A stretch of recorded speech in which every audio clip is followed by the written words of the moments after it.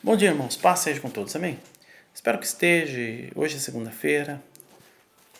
Estamos e continuamos servindo a Deus e sabendo que Ele está conosco e nós nos plantou na terra para sermos a extensão da graça, da misericórdia dEle.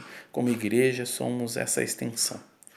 Bem, eu quero falar um pouco agora de manhã sobre aquilo que eu estava meditando, uma apostila antiga do ISEC, que é Instituto Cristão de Estudos Contemporâneos, e estava meditando sobre graça, misericórdia, sobre amor, né? E dentro desse tema, dessa temática sobre o amor, estava meditando em um texto aqui do André Comte Sponville, que é Pequeno Tratado das Grandes Virtudes, que é um livro dele que ele escreve, né? E como tem Sponville, ele era ateu. E mesmo sendo ateu, ele chega a umas conclusões interessantes. Primeiro, ele começa nos questionamentos, né, sobre o amor, sobre o que é o amor. E nós, cristãos, temos muito, é um tema bem falado no meio da igreja. Às vezes nem sempre tão vivido, mas bem falado, né? Então, dentro dessa temática, Deus, ele nos ama gratuitamente. Deus, ele tem um amor gratuito, não é um amor que ele requer algo em troca, não. O amor de Deus, ele é tão espontâneo, absolutamente espontâneo, que ele não tem explicação, uma explicação lógica para o seu querer por nós, o seu querer por pessoas finitas, né? E André Comte Sponville, ele vai fazer esses questionamentos. É isso que eu queria deixar o texto dele para vocês aí, que é: por que Deus iria criar o que quer que seja, se Ele mesmo é todo o ser e todo o bem possível? Como acrescentar ser ao ser infinito, bem ao bem absoluto? Criar só tem sentido nessa lógica da potência. Desde que para melhorar, pelo menos um pouco, a situação inicial. Mas é o que Deus, mesmo onipotente, não poderia fazer. Pois a situação inicial, sendo o próprio Deus, ela é absolutamente infinita e perfeita. Alguns imaginam Deus, antes da criação, como insatisfeito consigo mesmo, como um aluno exigente que escrevesse à margem do seu próprio dever ou de sua própria divindade. Indaga ele: pode fazer melhor? Mas não. Deus não pode fazer melhor do que ele é, nem mesmo igualmente, pois teria então que criar a si mesmo.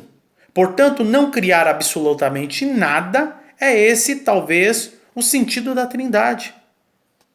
Deus, se quiser criar outra coisa que não ele, isto é, criar, só poderá fazer menos do que a si mesmo. Melhor dizendo, ou pior. Deus, já sendo todo o bem possível e não podendo, por conseguinte, aumentá-lo, só pode criar o mal. Daí, este nosso mundo. Mas então, por que cargas d'água pelo criado? Aí ele chega a algumas conclusões no texto dele, que é: o amor que Deus tem por nós, segundo o cristianismo, então ele se baseia no cristianismo, é ao contrário, perfeitamente desinteressado, perfeitamente gratuito e livre. Deus nada tem a ganhar com ele, já que nada lhe falta.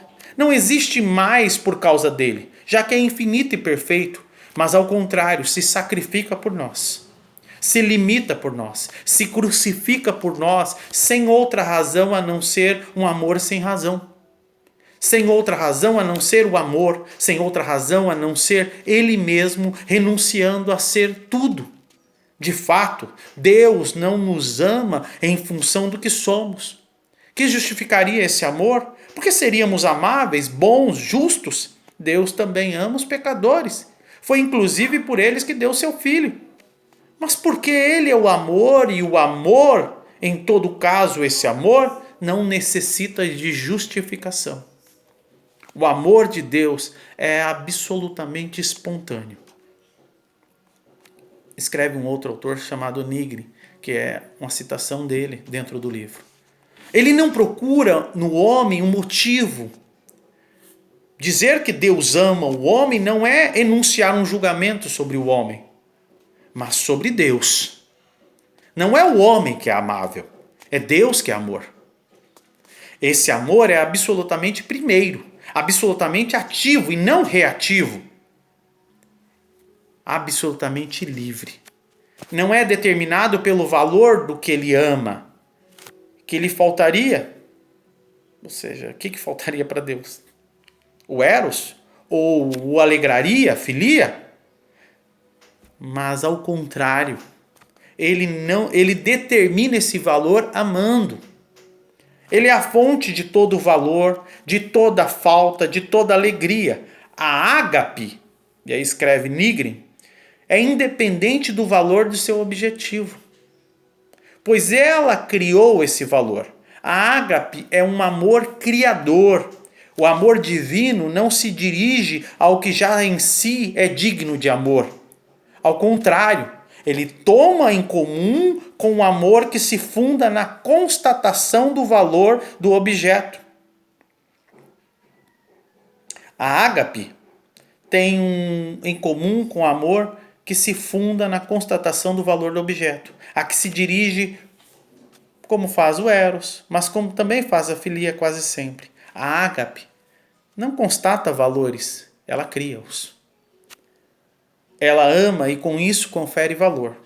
O homem amado por Deus não tem nenhum valor em si. O que lhe dá um valor é o fato de Deus amá-lo. A ágape é um princípio criador de valor. Irmãos, essas verdades elas estão explícitas na Bíblia. Quando se aprende que Deus é amor, Ele que foi revelado nas palavras de João como sendo amor, lá em 1 João 4,8, amava os outros membros da Trindade desde sempre.